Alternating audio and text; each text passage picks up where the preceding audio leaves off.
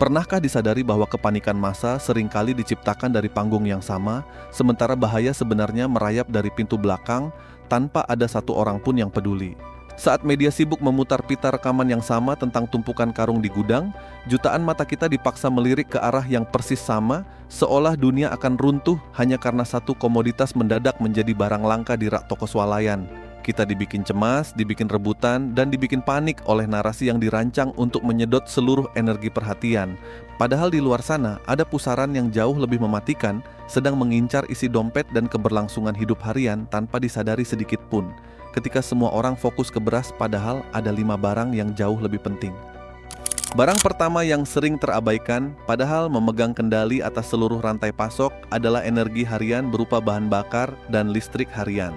Boleh saja sebuah keluarga memiliki cadangan beras untuk 3 bulan ke depan di dalam lemari pendingin atau gudang rumah, tetapi ketika tarif listrik melonjak tajam atau ketersediaan bahan bakar minyak bersubsidi ditakar ketat, seluruh kalkulasi bertahan hidup langsung berantakan dalam hitungan hari. Tanpa bahan bakar, beras yang ada di petani tidak akan pernah sampai ke pasar induk.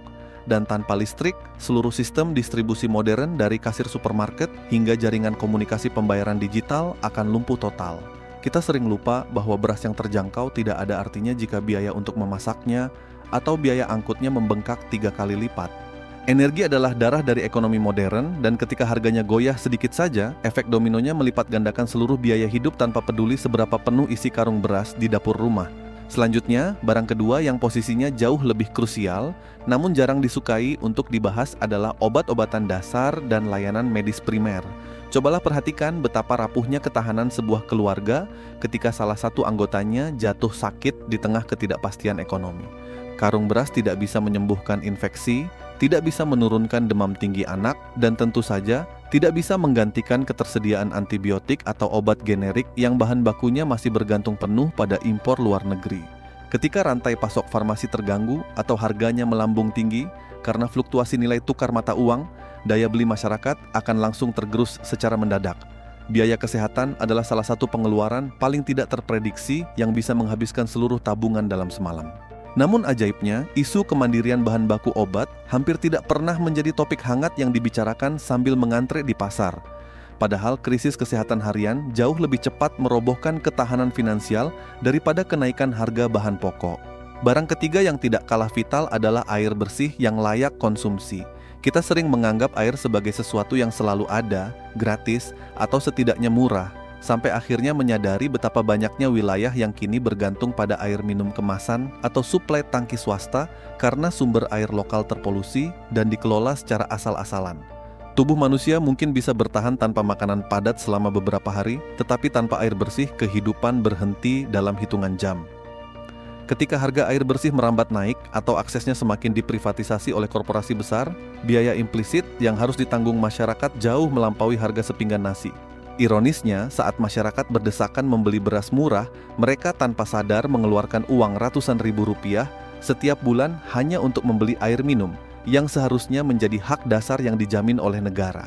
Barang keempat yang memegang peranan sangat menentukan di era modern ini adalah akses komunikasi dan data internet. Sebagian orang mungkin menganggap internet sebagai kebutuhan sekunder atau sekadar sarana hiburan belaka, tetapi di era digital saat ini, jaringan data adalah alat kerja, jalur transaksi usaha kecil, sarana pendidikan anak, hingga pintu akses informasi keselamatan. Ketika biaya kuota internet merayap naik atau kualitas jaringan memburuk, mata pencaharian jutaan pekerja mandiri dan pelaku usaha mikro langsung terpukul hebat. Tanpa konektivitas yang stabil dan terjangkau, masyarakat akan terisolasi dari peluang ekonomi baru dan tertinggal dari dinamika pasar yang bergerak sangat cepat. Mematikan akses komunikasi sama saja dengan mematikan mesin pencari nafkah di zaman sekarang. Namun isu keterjangkauan dan kedaulatan data ini selalu dinomorduakan di bawah bayang-bayang isu pangan konvensional. Barang kelima yang menjadi fondasi paling kasat mata tetapi paling sering diabaikan adalah komponen suku cadang dan sarana transportasi harian. Bensin yang terjangkau tidak akan ada gunanya jika tarif transportasi umum melonjak akibat krisis suku cadang, atau ketika biaya perawatan kendaraan pribadi untuk bekerja menjadi tidak terjangkau lagi bagi rakyat kecil. Ketika angkutan barang dan penumpang terhambat karena mahalnya biaya operasional kendaraan, seluruh pergerakan manusia dan barang ikut melambat. Sistem mobilitas adalah urat nadi perekonomian harian yang menentukan apakah seseorang bisa pergi mencari nafkah atau tidak. Saat perhatian publik dikunci pada isu tunggal, kenaikan biaya transportasi halus ini terus menggerogoti gaji bulanan tanpa suara, membuat banyak orang bingung mengapa uang mereka selalu habis di tengah jalan, padahal harga makanan terlihat stabil. Padahal kalau mau sedikit kritis dan melangkah mundur sejenak melihat gambaran yang lebih besar, drama perberasan ini hanyalah lapisan luar dari sistem ekonomi harian yang sebenarnya jauh lebih ringkih dari yang diperkirakan. Kita disibukkan oleh hal yang terlihat mata, sementara 5 komoditas mendasar lainnya perlahan digeser harganya, langka di pasaran, atau bahkan dikuasai kartel tanpa pernah mendapatkan porsi pemberitaan yang sepadan. Jika kita mau membuka mata lebih lebar dan berpikir secara analitis, keterpakuan massal pada satu isu tunggal seperti beras bukanlah sebuah kebetulan semata. Ini adalah pola lama dalam komunikasi publik di mana perhatian massa dialihkan ke pemadam kebakaran isu tunggal, sementara ruangan lain di dalam rumah yang sama sedang terbakar secara perlahan. Ketika semua narasi diarahkan untuk mengurus satu masalah, kita menjadi lalai memperhitungkan risiko sistemik yang mengintai dari sektor-sektor penopang lainnya. Sistem yang sehat seharusnya sanggup menjaga keseimbangan seluruh rantai kebutuhan pokok, bukan sekadar memberikan ilusi ketenangan lewat operasi pasar satu komoditas demi meredam kepanikan sesaat di permukaan. Namun di balik seluruh skeptisisme dan analisis kritis ini, tujuannya bukan untuk membuat kita merasa tidak berdaya atau tenggelam dalam rasa cemas yang tidak berkesudahan. Justru dengan memahami permainan peta besar ini, kita menjadi jauh lebih siap dan cerdas dalam mengelola ketahanan pribadi serta keluarga. Kita tidak lagi mudah dipanikkan oleh rumor pasar, tidak lagi ikut-ikutan menimbun barang yang tidak perlu, dan mulai bisa memetakan prioritas hidup secara lebih bijaksana dan terukur. Kesadaran untuk tidak ikut arus adalah langkah awal menjadi masyarakat yang mandiri secara finansial dan mental di tengah ketidakpastian dunia yang makin kompleks. Pada akhirnya, kunci untuk bertahan dan tetap tenang bukan terletak pada seberapa banyak cadangan yang bisa kita kumpulkan di dalam rumah, melainkan pada seberapa tajam cara berpikir kita dalam membaca situasi yang sebenarnya terjadi di balik layar.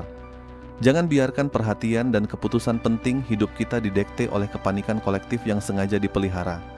Mari kita mulai belajar melihat segala sesuatu dengan lebih jernih, mempertanyakan hal-hal yang tampak wajar, dan saling menjaga satu sama lain sebagai kawan berpikir yang saling menguatkan. Terima kasih sudah meluangkan waktu untuk menyimak dan berbagi pemikiran reflektif ini bersama saya sampai selesai. Jika merasa pembicaraan santai, tapi penting ini memberi sudut pandang baru yang bermanfaat, tidak ada salahnya untuk menekan tombol menyukai video ini dan membagikannya kepada kawan atau keluarga terdekat agar kita bisa belajar kritis bersama-sama.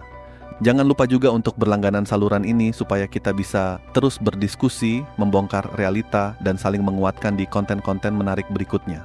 Sampai jumpa di ruang berbagi selanjutnya, tetap tenang, tetap kritis, dan jaga diri kalian baik-baik.